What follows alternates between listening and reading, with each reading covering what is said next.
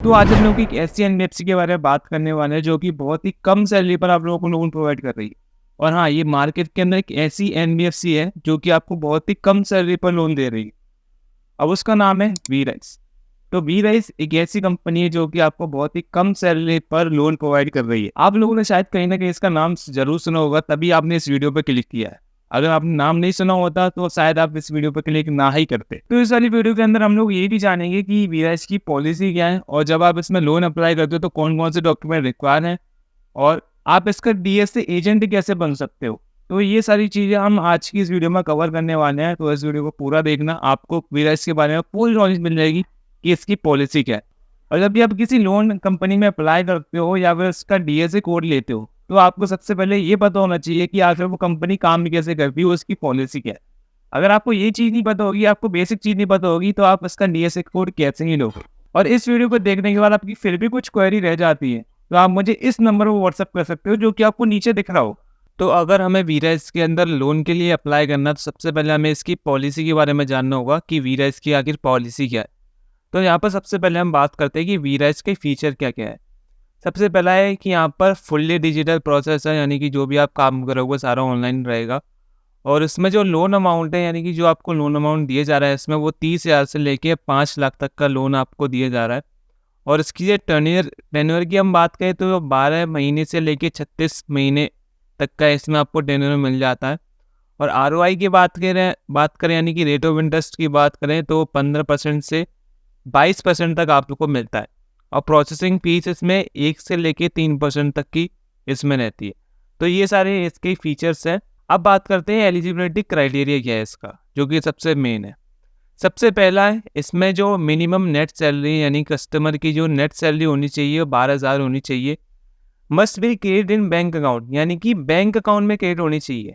ठीक है, जो कस्टमर की सैलरी आएगी वो बैंक अकाउंट में आनी चाहिए सीधे।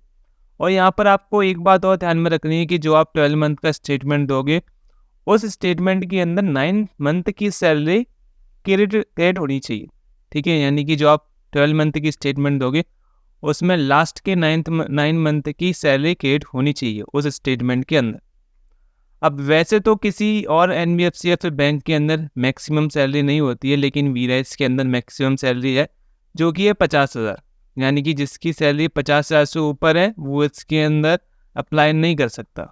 सिविल की बात करें तो जिसका 650 प्लस है सिविल, वो इसके अंदर अप्लाई कर सकता है। और जिसका -1 है, यानी कि जिसने अभी तक लोन नहीं लिया या फिर क्रेडिट कार्ड नहीं लिया, कुछ भी नहीं लिया, तो वो इसमें अप्लाई कर सकता है। ठीक है, यानी कि 650 से जिसका ऊपर है वो अप्लाई कर सकता है, और जिसका -1 है वो भी इसमें अप्लाई कर सकता है।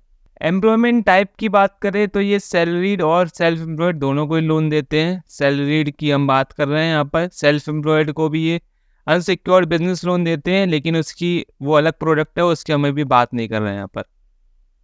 सैलरी क्रेडिट, यानी कि जो आपके जो कस्टमर की सैलरी आनी चाहिए वो बैंक में, salary by cheque in cash are not eligible, यानी कि जिस कस्टमर की सैलरी चेक के थ्रू आ रही है या फिर कैश के थ्रू आ रही है, तो वो इसमें एलिजिबल नहीं है वी राइस के अंदर। और कस्टमर की जो एज होनी चाहिए वो 21 से लेके 55 के बीच में होनी चाहिए, तो वो इसमें एलिजिबल है। सैलरी मोड आप यहाँ पर देख सकते हो, यानी कि जो कस्टमर की बैंक में सैलरी आएगी वो एनईएफटी के ज़रिए, आरटीजीएस के ज़रिए, आईएमपीएस या फिर कंपनी ट्रांसफ़र के ज़रिए उसके बैंक अकाउंट में क्रेडिट होनी चाहिए, तभी वो एलिजिबल है। सबसे लास्ट वाला पॉइंट है no delay payment in last 1 year, यानी कस्टमर का जो लास्ट का 1 साल है उसके अंदर कोई भी डिले पेमेंट नहीं होनी चाहिए। अगर डिले पेमेंट होगी तो वी राइस इसको एक्सेप्ट नहीं करेगा, वो रिजेक्ट कर देगा। ठीक है, तो ये सारी चीज़ें आपको मेक श्योर करनी जब भी आप किसी का लोन अप्लाई कर रहे हो।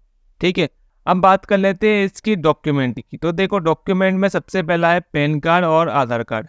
ठीक है, तो ये दोनों चाहिए। और इसमें 12 मंथ की बैंक स्टेटमेंट चाहिए, जो कि सीधा सीधा 1 साल की बैंक स्टेटमेंट है। और इसके अंदर लास्ट 1 मंथ की सैलरी स्लिप भी चाहिए। ठीक है, जो कस्टमर है उससे आपको लास्ट की 1 मंथ की सैलरी स्लिप भी लेनी है। और मोबाइल नंबर और जीमेल आईडी, तो ये सारे आपको डॉक्यूमेंट चाहिए कस्टमर से जिसका भी आप लोन अप्लाई करोगे। और अगर आपको वी राइस का डीएसए कोड चाहिए तो डीएसए कोड आप हमारे इस व्हाट्सअप नंबर से ले सकते हो। ये मेरा व्हाट्सअप नंबर है, आप चाहो तो मुझे इस पर कॉल भी कर सकते हो और चाहो तो आप मुझे इस पर व्हाट्सअप भी कर सकते हो फॉर DSA कोड।